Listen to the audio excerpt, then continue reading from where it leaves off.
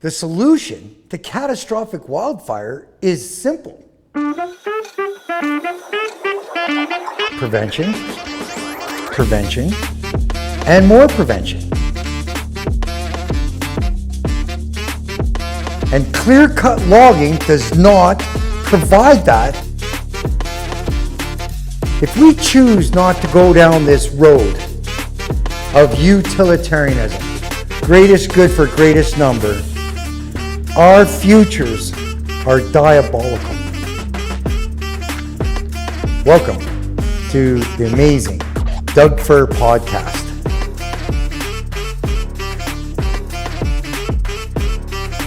A true environmental guru.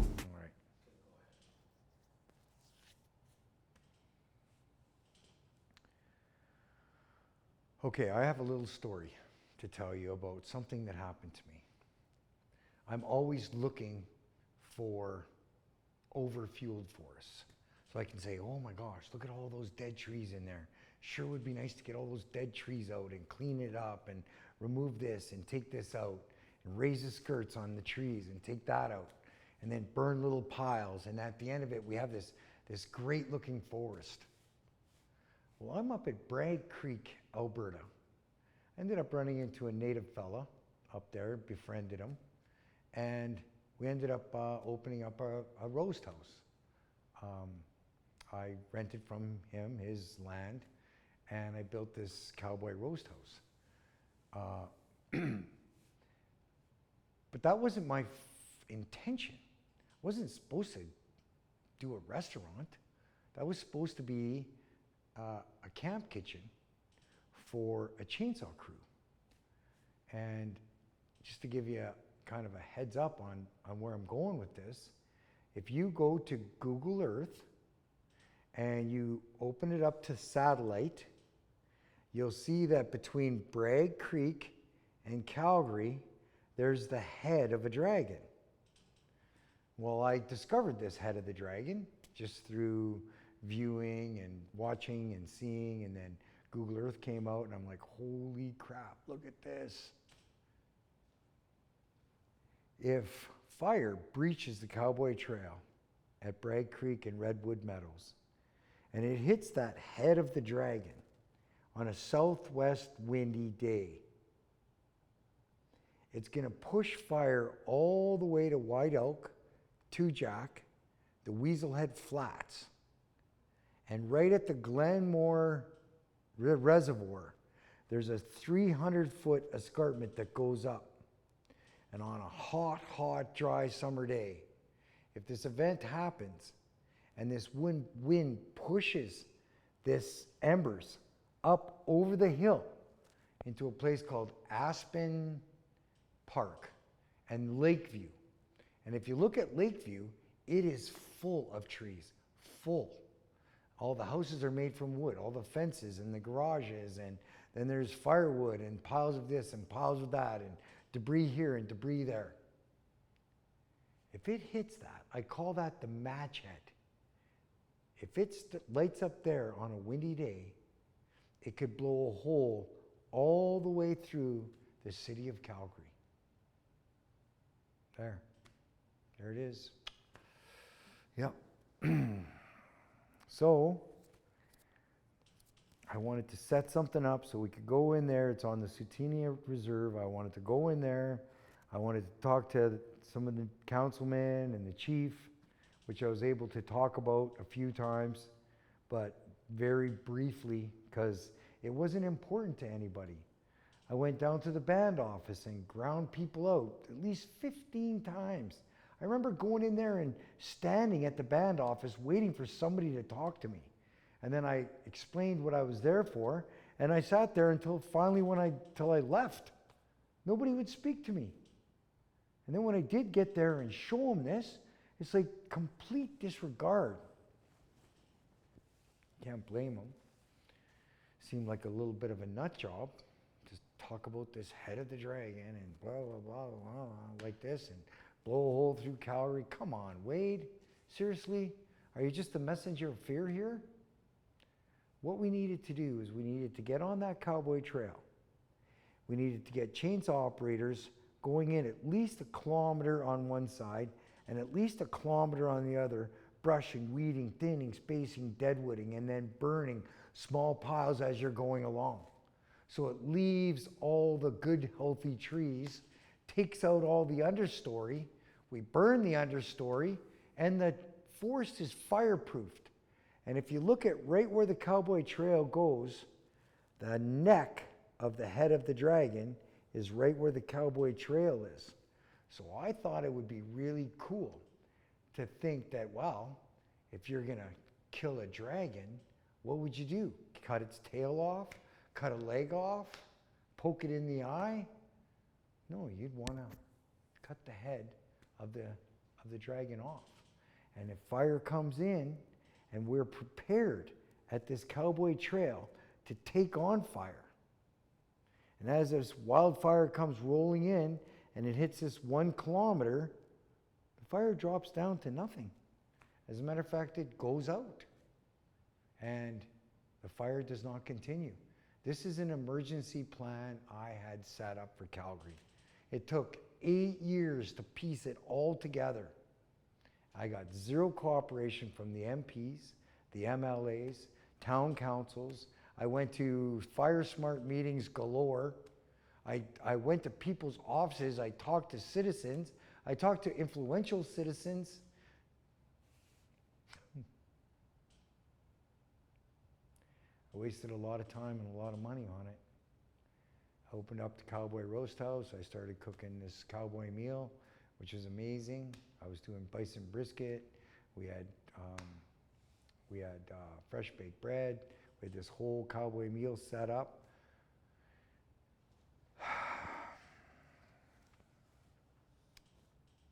What happens if I'm right? What happens if I was right all along? This year's grasses, last year's grasses, higher than you've seen in years and years. Now you have 2 crops of grass. When it all dies back in August or September, and somebody throws a cigarette out, or a careless camper, or dry lightning strikes, or any other maybes, and it goes up, and we haven't done our due diligence to prepare those fuels for something, an event like this to happen, we will pay the consequences. We are fools for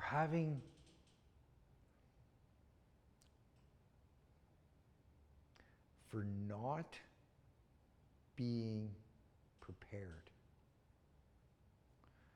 for not investigating our environments to see what could threaten us.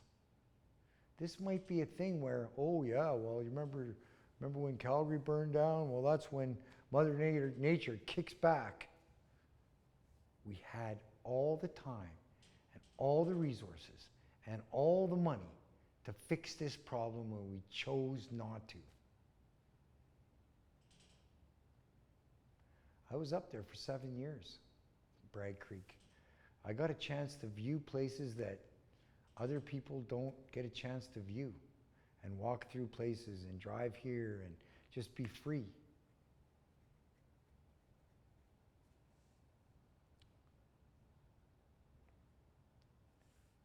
This is a big deal.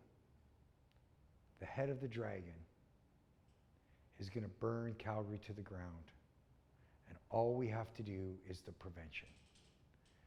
I've done the viewing around Anderson Road and Southland. And when you come out to get to the border of the Stony Trail there's so much brush. And it's small brush. So if a catastrophic wildfire comes in, the heat from that will just dry up those trees. And then when fire hits it, it'll just be insane. I've seen Aspen, literally in the dead of summer, burn right to, over a period of like overnight, burn right to a fine dust. And it's green. It's green, trembling and quaking aspen, green. And it burns right to nothing. fuel load is enormous. And if not corrected, we will pay the price. And you look at, let's say, an evacuation of Calgary. Well, you know, all the cul-de-sacs and all the whip-de-doos and all these different communities and how they come together with the traffic, and all you're going to need is a few people running out of fuel, and it's going to clog the whole system up. Imagine somebody running out of, a bunch of people running out of fuel on the Deerfoot or the Stony. We need to prepare. I think it's really an important priority to prepare for something like this. Get back in there. Get the natives straightened out. Get the white people straightened out. Get Bragg Creek straightened out. Get Redwood Meadows on board and just pound the neck of the head of the dragon. Correct this problem. Just correct it. I know what needs to come out. We'll get some boreal forest scientists to tell us what we need to come out.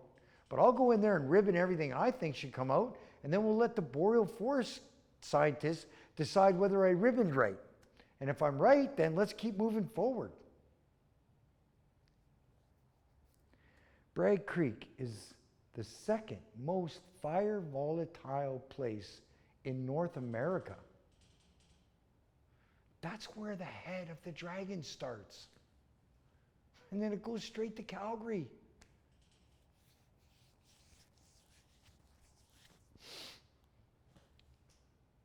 Cost me millions. Set up that whole thing that I had set up. Beat my head against the wall over and over and over. Failure after failure after failure after failure. Taking all that good hard-earned tree money and just throwing it into the wind.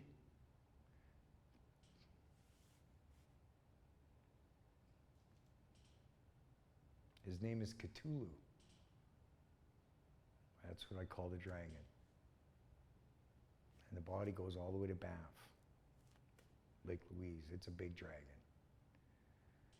But that's where the head is. That's where the neck is. And when you kill something, don't cut the leg off. Don't cut the tail off. Do it right. Thanks. Doug Fur out. Welcome to the amazing Doug Fur podcast.